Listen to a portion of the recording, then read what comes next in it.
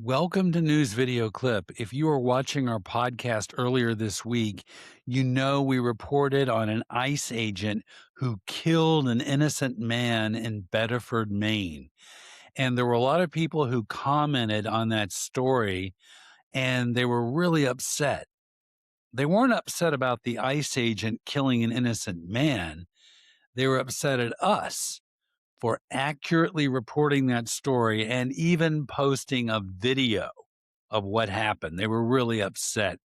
So I've got some bad news for you people who are so upset. We did a deep dive into the ICE agent, the killer.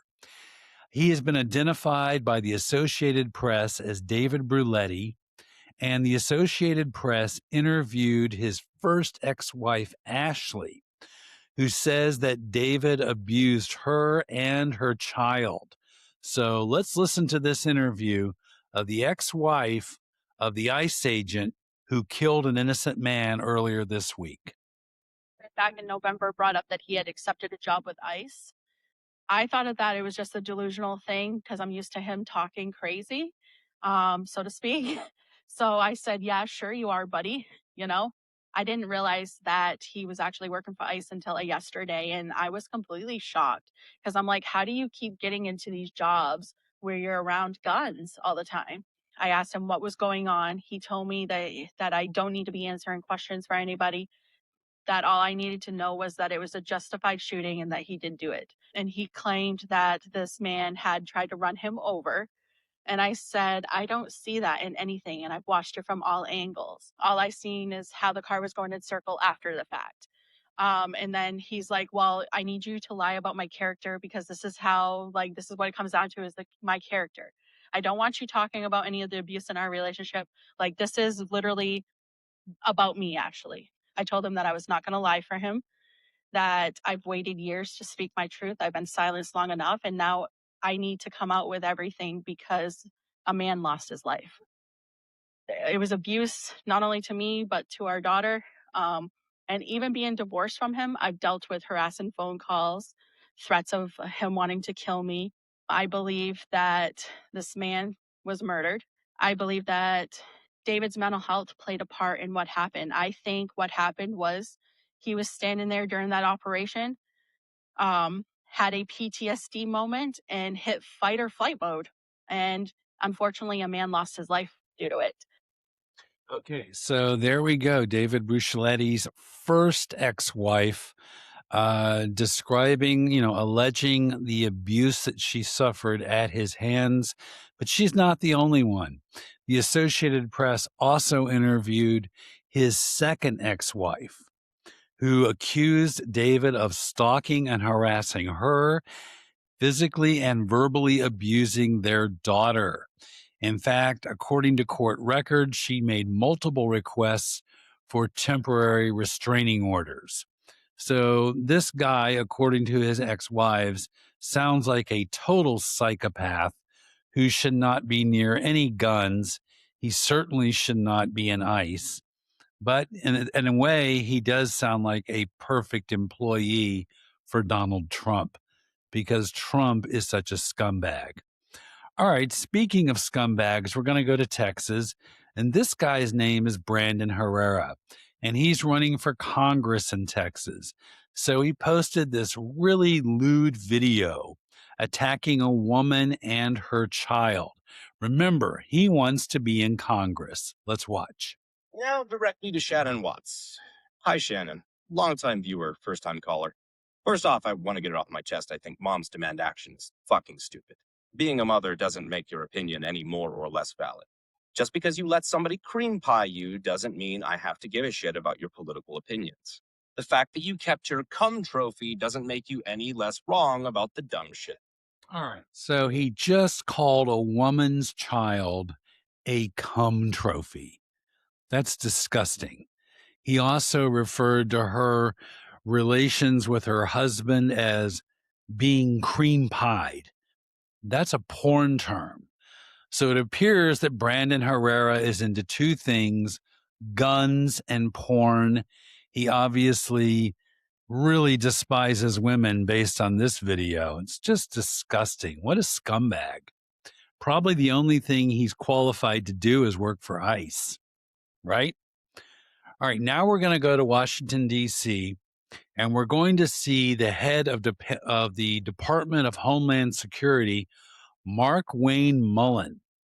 And he's going to talk about how he is trying to force states to scrub their voter rolls, even though he doesn't have the authority to do this. Now, keep in mind, Mark Wayne is so short, he actually has to stand on a box so that anybody can see him. Let's watch the video. The problem, everybody should be informed. Working with Secretary Lutnick, we are going to make our security enhancements mandatory, meaning that if these states want a grant and they want to be reimbursed to work or to run federal elections, they're going to have to implement security issues. Just security issues. We're not trying to get into anything else, but we're saying that the machines have to be secured and that your voter registration list needs to be scrubbed. We need to make sure that individuals that are legally able to vote are voting. All right. So, first of all, the states already do this. They already secure their voting machines. They already check their voter rolls. And he wants people scrubbed off of voter rolls because historically, a low turnout favors Republicans while a large turnout favors Democrats. And so when he talks about security, he's talking about trying to fix the midterm elections for Donald Trump, who is his boss. All right, we're going to go back to another clip of Mark Wayne Mullen, and he's actually going to threaten state officials with prison if they don't follow his fascist orders, which of course came from Donald Trump. Start talking about can we ensure that the midterm elections are going to be secure? Yes, we absolutely can build confidence in the American people, but the states have to do their part. I will tell you, if the states that choose not to participate with the SAVE program and they choose not to participate in securing the elections, we will make sure that we make those states a priority to look at who voted in their states and hold then the election officials accountable. If the election officials, once we gave them the information they need to secure their elections, and they chose not to, then those individuals can also be held accountable by fines, by penalties, and even, depending on how far it goes, prison time. Okay. The federal government has absolutely no rights over the states when it comes to elections. The Constitution of the United States literally spells out that the states are responsible for the elections, not the federal government. And he can threaten people with prison all he wants. There's nothing to back it up. In fact, Governor Gavin Newsom of California, he knows this. And so he tweeted at Mark Wayne Mullen, quote, "California has free, fair, and secure elections, and we will fight for them. Try us." So I love the defiance of Gavin Newsom. You know, he is not going to be intimidated by Mark Wayne Mullen. In fact, no one should. Mullen is just another Trump stooge who's trying to sow doubt in the elections. He actually wants to fix the elections, the midterms for Trump. But he's not the only one. There's a woman named Katie Zakaria, and Katie works for Truth Social. And that's Donald Trump's social media site. And so she was on Newsmax today saying what a great election system China has and how it's better than the US. Now, keep in mind that China is ruled by one party, the Chinese Communist Party, the CCP, and she's going to claim that elections controlled by the CCP in Beijing, China, are better than democracy in the United States. Let's listen to Katie say this. Our elections are definitely third world. I've lived in Beijing, and I can say that the elections in Beijing when they were there are much better than California and the United States. And what So there you go. She's saying elections in Beijing, China are better than the United States. Hold that thought for just a second, because we're going to go to another Republican. This is Representative Lisa McClain from earlier this week. And she had a message for those people who hate America. Let's listen to what Lisa had to say. These are all people who hate our country and everything that our country stands for. But you know what? I have great news for them.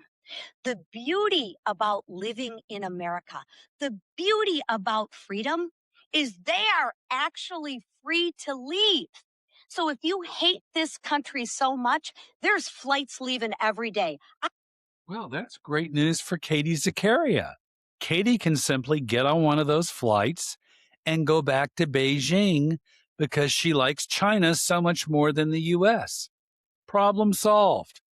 Awesome. Alrighty, those are all the stories we have today. We do have links to all of our stories. We back up our stories right below this video. We welcome people to fact check us in the comments because we put even more links in the comments to back up our stories. The right-wing podcasters don't. Joe Rogan doesn't. Tim Pool doesn't. Riley Gaines doesn't. None of them do. Benny Johnson doesn't do it. They're all paid influencers. They get paid to lie. We actually state the facts and we back up with evidence. Alrighty, if this is your first time watching this podcast and you like it, please subscribe.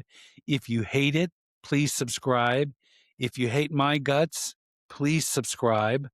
And we'll be back later with more stories. Thanks.